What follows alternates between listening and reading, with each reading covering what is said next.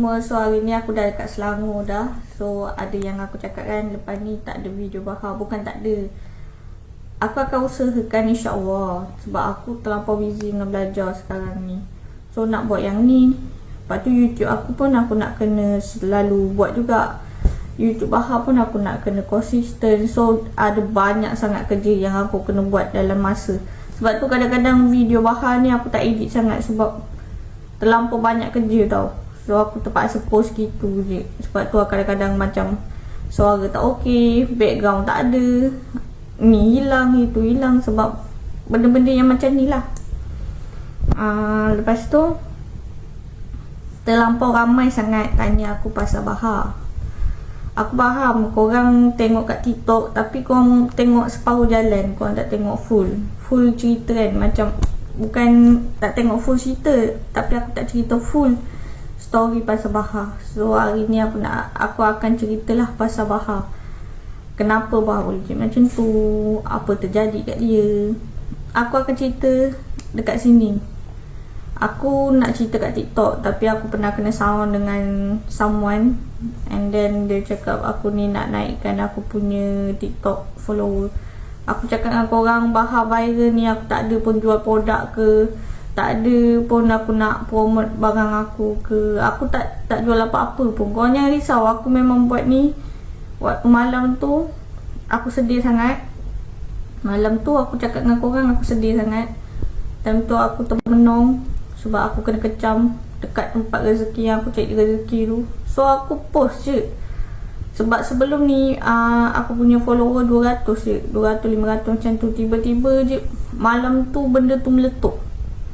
Bila meletup, aku sebagai adik, aku terpaksa cerita di sebalik kehidupan Baha tu. Siapa Baha sebenarnya? Aku sebagai adik, aku kena cerita sebelum korang cakap dia bukan-bukan. Sebab dah lama dah benda ni viral. Benda ni viral, lepas tu orang tak tahu pasal kehidupan dia. Orang still sampaikan orang letak dia kat dalam kereta. Korang tahu tak? Letak dalam kereta, rakam. Dia pakai baju kerja lagi. Sampai tahap macam tu orang nak naikkan diorang punya page, diorang punya YouTube, apa semua tu. Aku tak salahkan siapa-siapa. Mungkin kat situ adalah permulaan perjalanan hidup Baha. Dan hari ni perjalanan hidup dia aku yang tunjuk kat korang di sebalik kehidupan dia. Sebab sebelum ni orang tak nampak. Sebelum ni orang nampak dia macam orang akan nampak dia, ni berada BN, berada Araban, berada Merapu, berada Mia, Merapu, 3 suku, Demam Panas. Aku nak cakap kat korang, bukannya Baha je efek. Family, kita orang semua family kena. Aku biasalah. Selalu kawan-kawan aku pun ada cakap, abang aku ni lah, abang aku tu lah.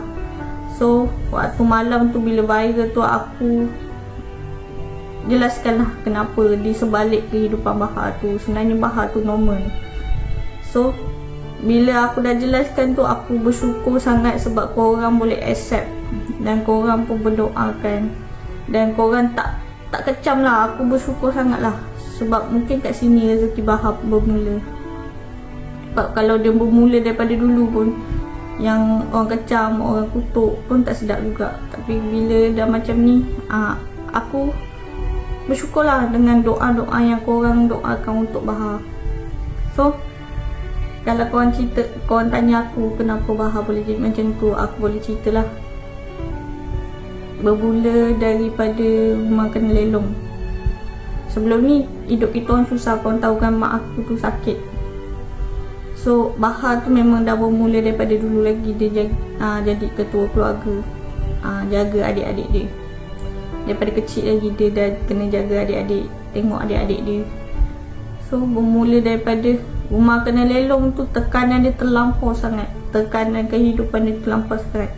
So ada yang tanya aku, adik-adik aku ada 4, abang aku nombor 2 pergi mana? So abang nombor 2 aku duduk dengan atuk aku. So kat sini aku nak cerita, abang aku tu, aku dan adik aku je saksi tengok berapa susahnya dia struggle untuk kami. abang aku yang Bahar tu boleh je dia pergi tempat lain kan, dia lari ke, dia lupa ke kat kami, tapi tak, dia tetap jaga kami.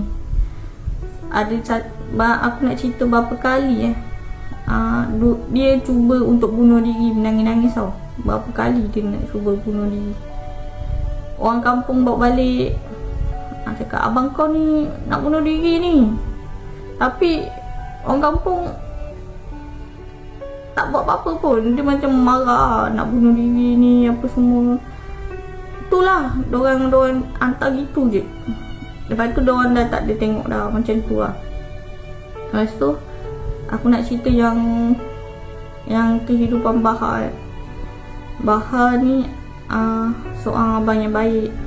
Yang waktu aku cerita yang kat air tahu 3 tu, yang dia kena cuci pinggan tu, yang dia kerja untuk kita orang makan tu. Yang tu waktu tu ayah aku buka kedai top up. So kami ni tak pernah duduk berpecah tau. So ayah kami tu letak kami satu tempat tu, kat situ lah. Kita orang duduk berempat dengan mak aku sekali. So kat situlah yang aku, adik aku dan abang aku dan mak aku kat situ. So kat situlah bermula kehidupan yang Bahar tekanan, cuba bunuh diri, dan terpaksa cuci pinggan untuk bagi kami makan. Dan gaji dia RM10. Aku ingat lagi time tu Bahar cerita kat aku gaji dia RM10 sehari. So kat situlah kehidupan dia, bermula kehidupan dia jadi macam tu. Kalau korang tanya aku, kena lelong, rumah kena lelong, takkanlah boleh jadi macam ni. Aku tak tahu nak explain macam mana. Cuba rumah, korang tak ada rumah, macam mana keadaan? Korang tak ada harta, korang tak ada rumah, korang miskin. Lepas tu hidup macam tu, kena jaga adik-adik yang kecil lagi, macam aku, macam adik aku darjah 2, darjah 3. Lepas tu ada pula mak yang sakit macam tu pula, macam mana? Macam mana aku nak bagi tahu korang? So, aku harap korang faham lah. So bila keadaan tu Bahar jadi tekanan tau. Tekanan dengan dia tak dapat sambung belajar lagi, dengan dia bakar semua sijil-sijil dia. Kalau kau pergi tanya dia pun, Bahar ada tak sijil sekolah? Dah tak ada dah, benda tu dah tak ada. Dia dah bakar dah, dah lama dah dia bakar. Waktu aku duduk kat air tahu 3 tu, kat situ lah dia bakar. Aku ingat lagi waktu tu. So kita orang duduk kat situ setahun je. Lepas tu kita orang kena halau.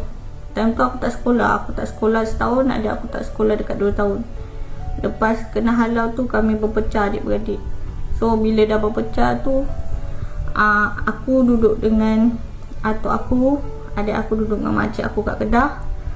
Lepas tu abang aku tu sekolah teknik kan, yang nombor 2. So lepas tu abang yang first aku ni ada duduk lah satu tempat tu, tapi aku tak boleh nak beritahu kat mana lah. So bila korang tanya aku pasal Bahar, tekanan dia hadapi tu lah, dan tekanan yang dia tak boleh nak hadap sampai sekarang. Dan aku cakap dengan korang banyak kita orang kena halau, banyak sangat. Ada satu hari ni kisah ni nak cerita lah dengan korang. Kisah ni sedih sangat sampaikan Bahar jadi macam tu kan. Kisah ni ada satu hari tu ayah aku sewa bilik.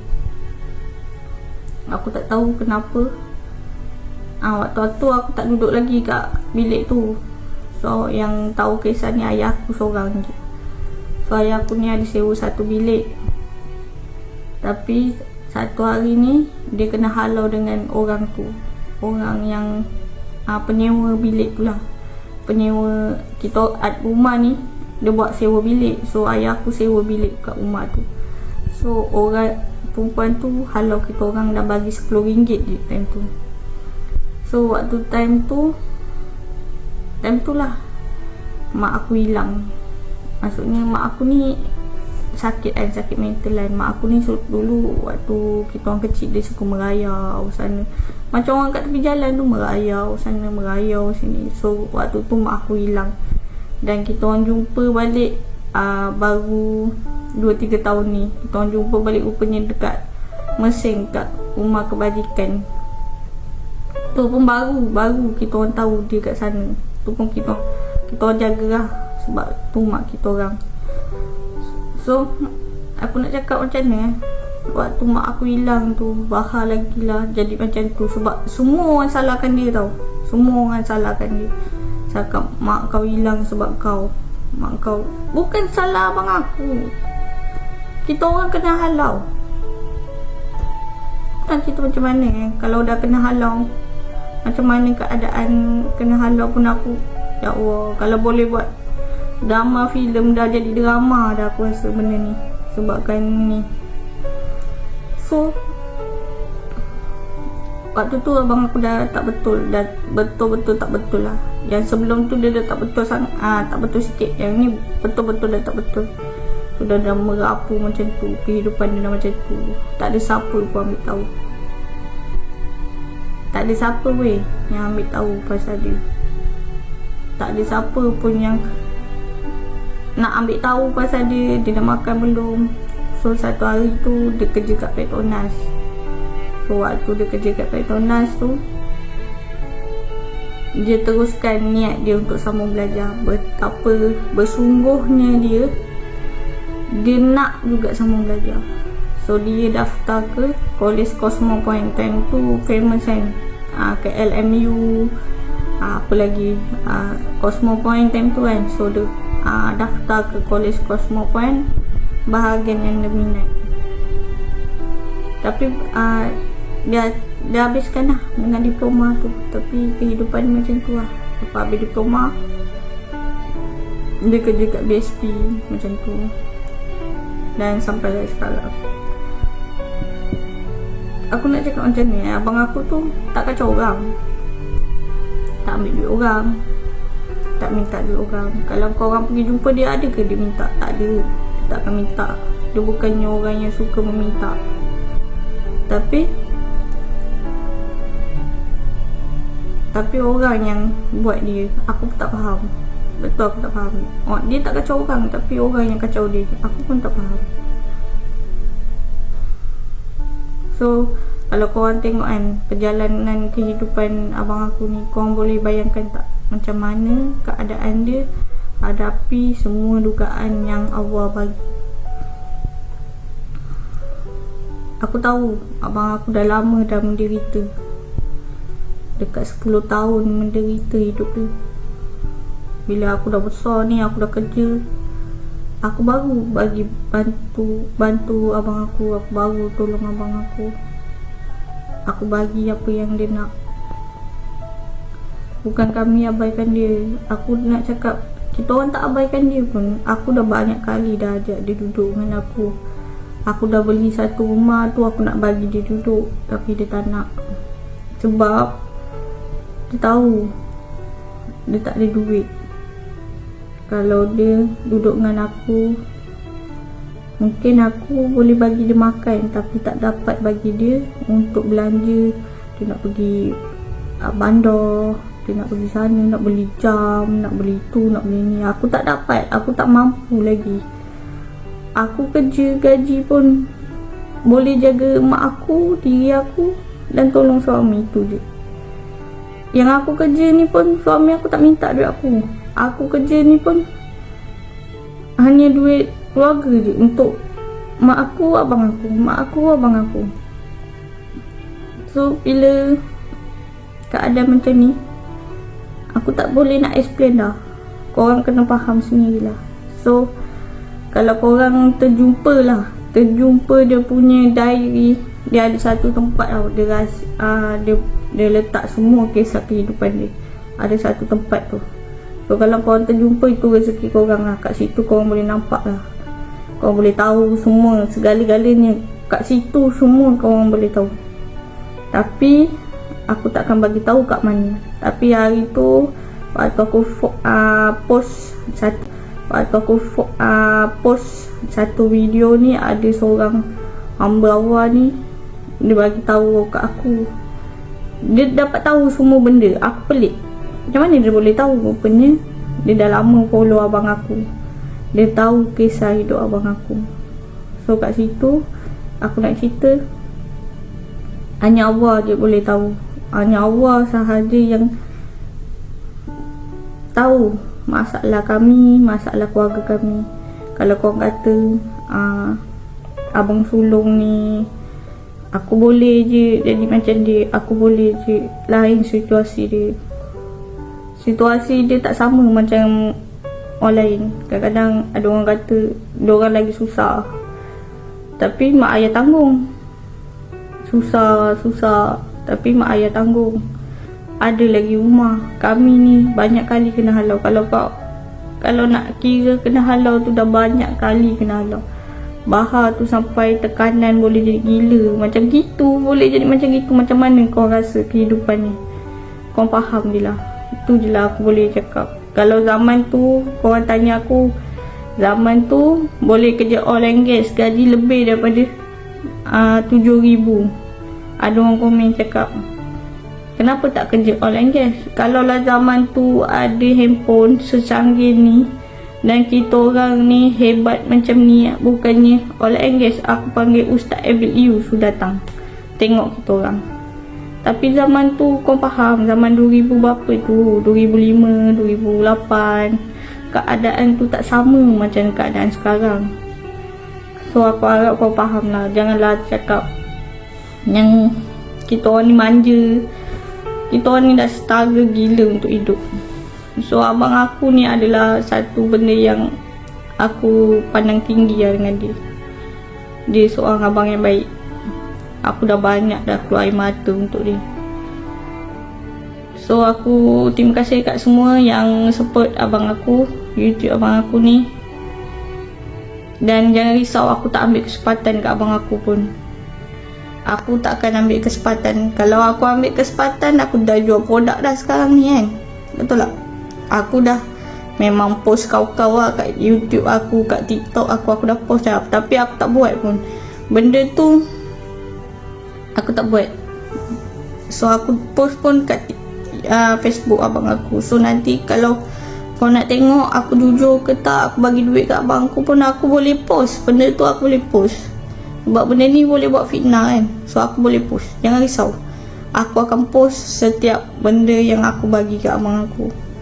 Dan aku akan post setiap benda yang aku bahagiakan abang aku kat sini. So bila kau nampak korang tak ada kecam kita orang dah, tak ada dah. Lepas ni dah famous baru ingat adik-beradik.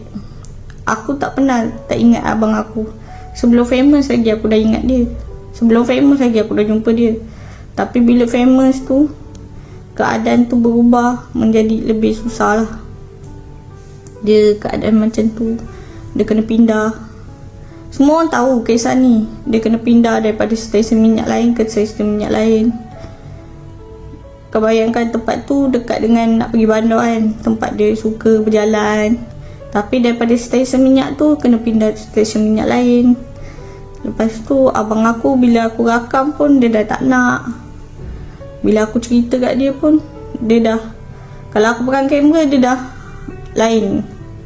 So korang faham tak?